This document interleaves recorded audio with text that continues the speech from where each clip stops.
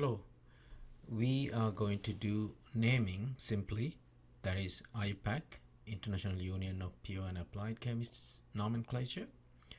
So naming, we have to follow a few guidelines in order to do it right. Okay, so first we're going to get started with hydrocarbons. So the hydrogens and carbons. So those are the simplest organic compounds that we know. Propane is one example, C3H8. That's basically the barbecue gas that we burn. The other example could be octane, that is C8H18. That's the gas for your car, right? So how do we do the naming? Let's look at this table. So this is from the internet. So what's this one is showing? So the naming is based on the number of carbons. So the number of carbons, and then each number of carbon has a specific alkane name and then a molecular formula, right? So the number of carbons can vary, 1, 2, 3, 4 and so on, up to 10 is good enough for us. The naming goes from meth, eth, prop, bute, pent, hex, hept, oct, non-dec, right? And then they have formulas in front of that, right? You don't need to memorize it. So the table would be helpful, and so we're going to use it that way. So there are a few types of labeling that we have, but mostly you're going to see the condensed formula, right? The condensed formula is, okay, let's change it this way. It is given CH4, let's say CH3, and CH4 would be shown as a dot basically, so we don't use that one, right? But in the line diagram, from the condensed to the line diagram, so CH3, that's two CH3s, these are two lines with dots, and propane, and that has one vertex and two ends. Each terminal is a CH3 and one vertex is a CH2, right? Look at this longer one. So it has how many carbons? 8 carbons, right? So that should be octane, and you can count the number of carbons, 8 there, right?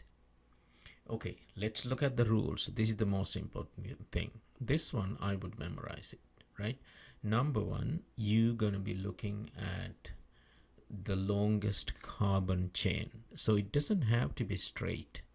So they could be given a little bit tricky way, but make sure longest carbon chain is marked, and then number them, giving the lowest branching point. So that's why people name forward and backward, to get the lowest branching point. So pretty easy in that way. So then add the number of carbons for the name. That's the last name of the compound. That's also, you can think that's the suffix, right? So something like octane and so on, right? That's the main chain name. That's the last name. Now, so then if you have any branches, circle them and give them a name and the number they are sitting with. That's number 3. Then finally you add all these substituents names and the last name together, write as one name. So we don't separate the things, it's one name, right? Now substituents, how do you simplify substituents? Meth will be methyl, and eth would be ethyl, and prop would be propyl. So you don't need another one. So everything in, you cross the N and put an yl, Y-E-Y-L. So it's methyl, ethyl, propyl, butyl, right? Okay.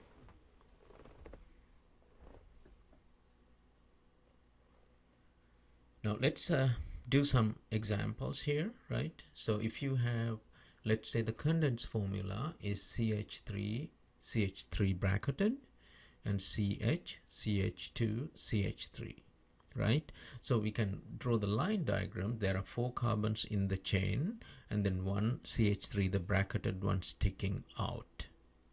So I could put 1, 2, 3 in the 4 green way or the red way. Like I said, we don't need to do both, because we know we need the lowest branching point, that is the green 1, 2, 3, 4. That's why it's correct.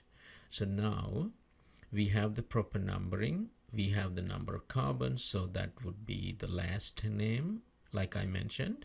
So that would be, look at the table, that would be bute. And these are hydrocarbons with all single, that would be butane. All single bonds, there are 4 bonds. This gives you alkane, that is ane, butane. Now you circle the branch, that's 1 carbon, it's a methyl. And then you need the, where does it link to? It's 2-methyl butane. Now you can't have a separation between the 2 names, but it's just one name, 2-methyl butane. For you to understand, you can think it's 2 names, but it's 1 name actually, right? Next example. So bunch of carbons here, and so let's put some branches here too, right? So now again, so look for the longest carbon chain. Oh, there's a little mishap.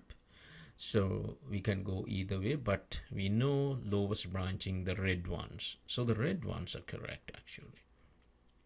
So now 6 carbons, it's hex, and it's alkane, hexane, that's the suffix, that's the last name.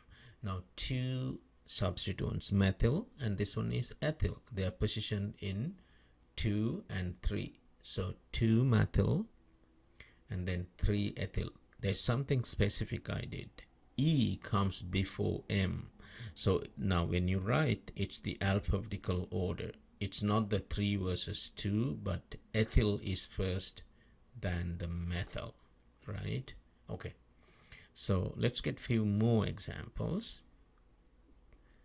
So this one here again, so few carbons and some branches, and perhaps I did the same thing. Let's see, 1 2 3, or 1 2 3 4. So we know the green method is better because it gets the earliest branching point, and there's 5 carbons, pentane, right?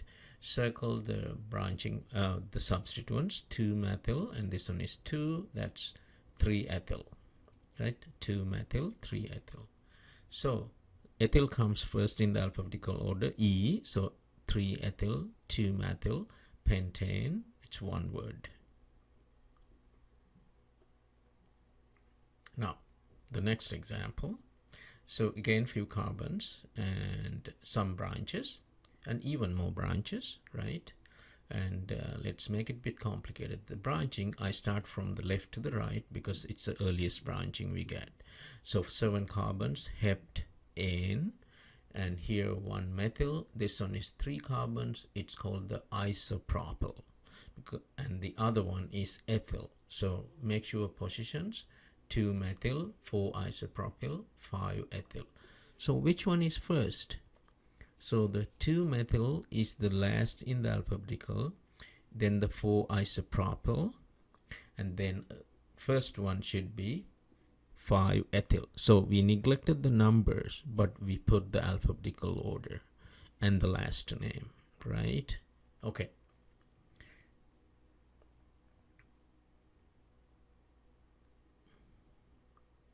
Let's look at another example.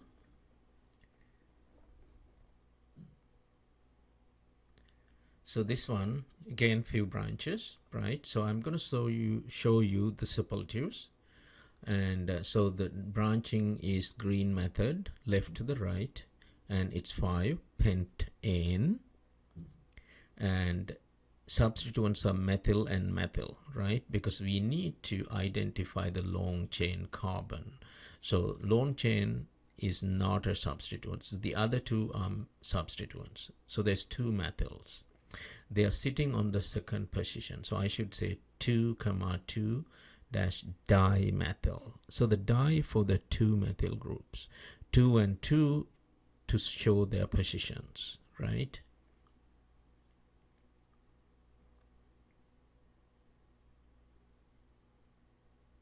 Now we're gonna talk about a bit more of hydrocarbons. These are called the cycloalkanes. They are in the same category.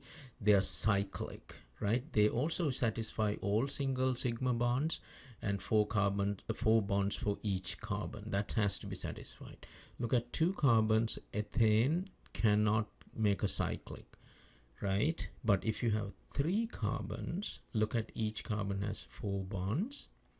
And if you can remove these 2 hydrogens and link them, that will make a cyclic compound, right? So ethyl or ethane would not do a cyclic compound. Propane will. So propane, each carbon has 4 bonds and it's a cyclic compound. We should call this one cyclopropane, right? Everything is satisfied. So it's all single 4 bonds satisfied. Each carbon has 2 hydrogens, so cyclopropane. The other one is just we call normal propane or propane, right? So that means cyclopropane, cyclobutane, cyclopentane, cyclohexane, right? So cyclopropane we already did, cyclohexane here in the right hand side, then cyclopentane, 5 sides, and this one is cyclobutane. Let's make it complicated. 2 substituents, methyl, methyl. We should put the numbers as low as possible, 1, 2. So that means 1,2-dimethyl cyclobutane. Okay, so I think that would give you the idea how to name it.